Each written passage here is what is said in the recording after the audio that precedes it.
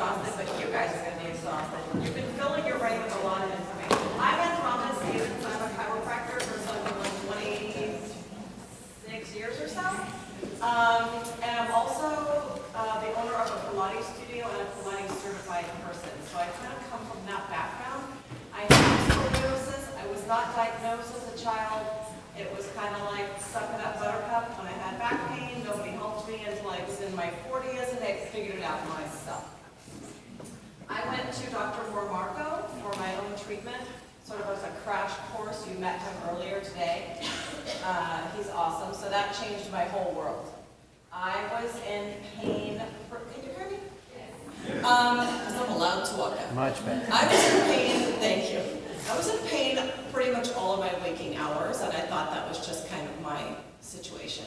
I don't have a big curve, but I have a lot of pain. So the Schroth therapy for me with Dr. Marco was a game changer, and I went down the rabbit hole and became certified and advanced certified, and then took on Rego and have just like, it's everything I do.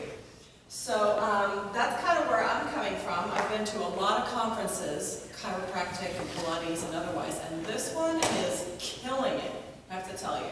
I'm really just amazed at what a great conference she's putting on, so thank you. So what I want to talk to you about is activities of daily living, which means how you sit and you stand and you sleep and you walk and you are all day. I'm kind of passionate about it because my kids, my adults, all the people that I work with, I always start with this, like when I meet somebody, we do the whole assessment and all that fun stuff, but then I just launch into this part of the program because I feel like it sustains my client, my patients, almost better than anything else. Because I can teach you great exercises and all that good stuff, and I can adjust your spine and send you for a great brace, and you know, you can go and undo all of it. So I want you to notice how many of you are leaning on your right elbow.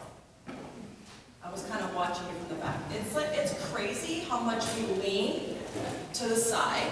How many of your kids have a right thoracic curvature? Probably most, right? So that was me. I was watching TV and I was in college leaning on my curve for God knows how many years, and it just never even dawned on me. It's a huge part of supporting all of the other therapy you're doing, whether it's Schroth, physical therapy, bracing, anything. The habits of your daily life add up. It's hours of your life versus, you know, an hour or so of therapy if we're lucky. So let's talk about it. What else was I going to say? Oh, I was going to say, I said everything I was going to say. So Marissa took the words out of my mouth. I was like, we need to get up and stretch, right? Because you did it already. But lengthening your spine a few times a day for your kids is like a huge, big, just like nice habit to get into. Thank you. I appreciate you. Lengthening your spine, I appreciate you too. Lengthening your spine, just pulling up, like that's the first thing I teach in Schroth, is elongate your spine. Everything else is bonus, but you have to pull her apart and lengthen. So with that being said, let's talk about each sort of component of activities of daily living, which is standing. That involves the hips, the pelvis, the trunk and the ribs, the shoulders, the front to back curves, and then carrying stuff around. So I like to tell my kids, and you know, even grown-ups, I'm like, hey, it's a Rubik's Cube. You have all these different layers, like the top layer will do this, and then the next layer will do that, and so on down the line. You have to individually reorganize them and learn how to be, whether you're sitting, standing, sleeping, or exercising. So we want to get everything aligned. We've been talking about this all day, but you can see that standing could be a really big deal. A kid could stand, or a grown-up could stand, and they just sort of hang out on their curves, not even realizing it. Pushing out that hip, leaning on the top curve, tilting ahead, what have you, and just loading the spine continually in a bad way. So if you have your kid in Schroth therapy, or maybe you're going to, or PT, this is a really important thing that you need to be talking about with the therapist. How should how should my kid be standing? It's a thing. Carrying bags is important. The poor kids, oh my God, with those backpacks, right? What side should they carry it on? Should it be on both shoulders? Should it be on the side that they should be loading away from the curve, or is their curve special and needs to be addressed? It needs to be talked about. Rolling backpacks are my favorite thing, but kids won't do it because it's not cool. But if they will, and some of them will, but college kids will, what arm would it be in? If you're going to be dragging around a rolling backpack, which arm would it be on? Am I going to be rotating worse into my curvature or away from it? I love rolling backpacks if you can talk the kids into it. It's also a matter of the school, right? If they have steps and things, they don't want the kid with a rolling backpack, but they are fabulous. All right, so the next slide is like a Schroth corrective standing posture. This is just an example of one standing posture of pushing the hip in the corrective position, shifting the ribs away from the curvature, so away from the convexity, and then rolling back that shoulder if it's like a really rotated shoulder. And a lot of times I'll say, that doesn't look too bad, that's kind of cute. You can get away with that, and nobody would think that you're doing anything weird, versus who knows what. So this is just an example of a corrective standing posture that you might learn with your Schroth therapist. I just find that a lot of my people that have come to me that have done Schroth already, they never got taught this stuff. Let's start over. It's kind of the foundation of everything. We have to do this first to supplement what you're doing, so you're not just chasing your tail. Doing good exercises, spending the money, going to the therapy, blah, blah, blah, blah, blah, and then going home and undoing it. We're getting in the car and undoing it. So this is a standing posture. Does anybody have their kid in Schroth right now? Oh, okay, about half of you? That's it? Only half? I suggest you look into it. All right, then we're going to go on to sitting. So sitting is going to change the load to be really magnified in the torso. So we have to get the hip situated a little bit, because we'll usually have a hip that's pushed out to the right or pushed out to the left, and we need to anchor the correct hip side. Anchoring the hip will really sort of get the foundation organized first so the rest of it can stack. And then the shifting. So we just talked about, you guys were, a lot of you at least, were leaning on the right side. So if you catch your kids doing that, and you know that they have an upper thoracic curve, you know that you have to, gently and with love, correct them to sit at least symmetrically, or to do their left shifting if that's what they were told to do by their Schroth practitioner. The shoulders, again, getting that shoulder back when you're sitting. It's hard when you have a right forward shoulder and you're right-handed, but I can still do it. If I'm working on my computer, I can still get the shoulder back. I even do this in the car. I shift in the car, and I keep my shoulder back. Next is the front to back curve. We talked about that a lot with the bracing, and getting that sagittal curve happy, whether it's a flat back or they're kyphotic or what have you. Those curves really matter, whether you're standing or sitting or sleeping. Next would be the neck, and this is a problem. It wasn't pretty soon after I started doing Schroth therapy and looking at all these x-rays that I saw that all these kids have destroyed neck curves, and I was horrified. We're supposed to have a nice curve that goes inwards to the neck. It's supposed to go this way. And all the kids are flat-necked or reversed necks, and they're kids. So you know what that's caused by, right? The cell phone. So again, gently and with love, get your kids to look up. They can't have their cell phones and their games down here. We have to get our heads up. Not just for gaming and for the devices, the phones and whatnot, but for their schoolwork. I have my computer up just on a little ramp, and that makes a huge difference, just having a slight lift of my head so that it protects my neck curve, because I have the same situation. And then again, elongating. When you're sitting, you can always elongate. So here's our text neck situation going on. We all have our head down. If you just go to the airport on your way home, you'll see everybody looks like this.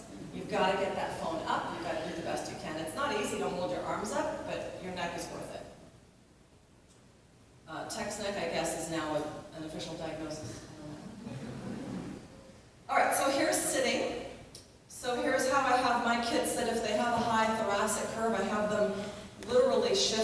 left pretty hard. It depends on how hard they will go. If we have a large lumbar curve, I don't want to go too hard to the left, but it is a thing.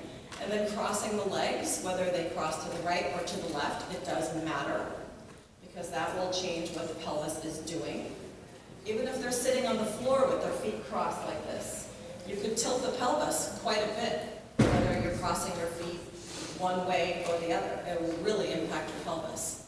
And they might hang out on the floor with their friends and be leaning on furniture or just hanging out, and they're all in their curves. So, important moments. Here are the front to back curves when you are sitting, to try to reinforce that. You know, we've all been told, sit up straight, but it's not about sitting up straight so much as it's about elongating and finding curve in your back. Most of us could use more lordotic curve when we have scoliosis. Am I going too fast? No, I didn't even have a cough. I just haven't slept. None of us have slept, right? So you saw that shifting photo of that gal just shifting at her desk. Those positions, when magnified, become Schroth exercises. So it's easy to have them dovetail then once they've learned the Schroth exercises. They're like, oh, I can just kind of sit like that regularly without maybe the fancy moments of the breathing, but they can still sit like that. So they really do meld together very nicely with the Schroth exercises. So next, let's talk about sleeping. If your kid is sleeping in a brace, awesome. They don't need anything. They are being supported by their brace all night long. But there's still the matter of when mostly people are side sleepers. When they're sleeping on their sides, their shoulders are just going to hang, and the legs will end up sort of like doing a Spider-Man thing where you sort of splat yourself, and then you're twisting your pelvis and you're twisting your shoulders. So I have all my people, regardless of age, get one of those big body pillows, so you're hugging it with your arms, and you're wrapping your legs around it. So your hips and your shoulders are now much, much better stacked, so that we're not tweaking that shoulder girdle or loading pressure on the curves. And it's very comfortable, whether you're in a brace or not, but in a brace it's particularly more comfortable. I just get mine at Costco. They're cheap, they're fabulous.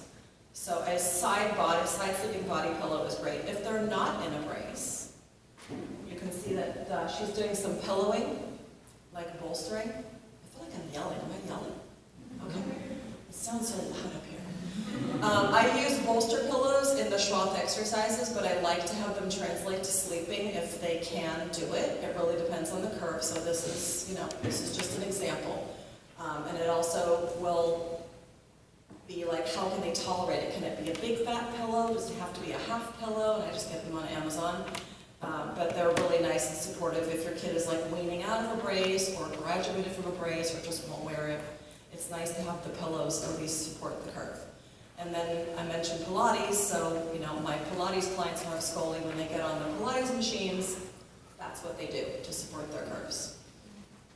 I was going to say something else about pillowing. It'll come out. So bolstering, pillowing for side sleeping. I usually go pretty careful on this with grown-ups because their spines aren't used to being pushed around like that. They get a little sore. So I go slowly with the grown-ups. So here's the sleeping without that pillow. You see all the twisties and sloshy, it's a mess. It's comfortable, but it's not going to be good for the pelvis. It's not going to be good for the shoulder girdle. And people want to know, well, what's better? Should I be on my side? Should I be on my back? Should I be on my belly? What kind of mattress should I have?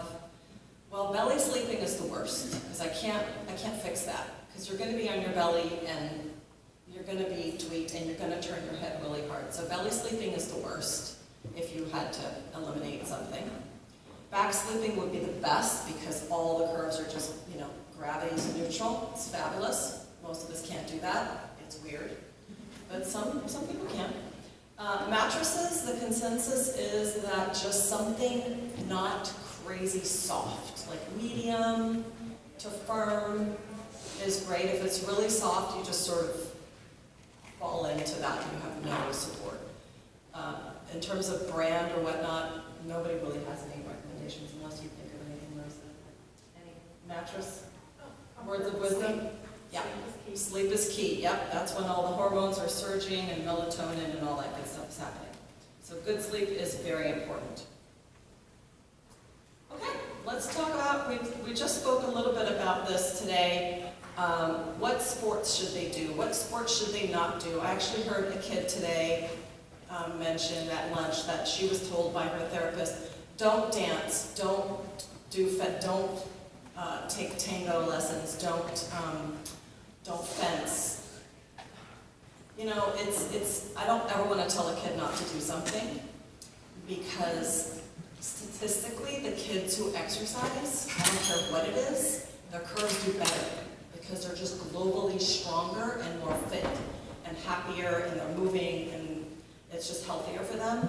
If it's a really high impact sport, I'm like, not in love with that, like running, basketball, horseback riding, those are really high impact sports that are really pound on the curves, that are really not up to that loading. So that's really the only thing I sort of shudder at. Overly arching, like you can see this gal is doing a really big back bend. If your kid has a flat back situation with their scoli, which is super common, that's not at the top of my list. I'm not going to say don't ever, never do that, but it's definitely something you want to be aware of. If they're hanging out doing homework like that, and they're arching, or they're doing yoga, or they're doing some gymnastics or whatnot with a lot of back bends, I ask them to dial that down. Twisting is a little problematic, but only if it's like super repetitive on one side and they have, you know, a lot of rotation. But I feel like if it's symmetrical twisting, I think it's healthy and normal lifestyle activity to not eliminate. So I would not be mad at dancing at all. And then there's side bending. So yoga is tough. Yoga is hard to control. Yoga is kind of nothing but these things. But it's symmetrical. So all we're really worried about, in my opinion, would be the high impact activities.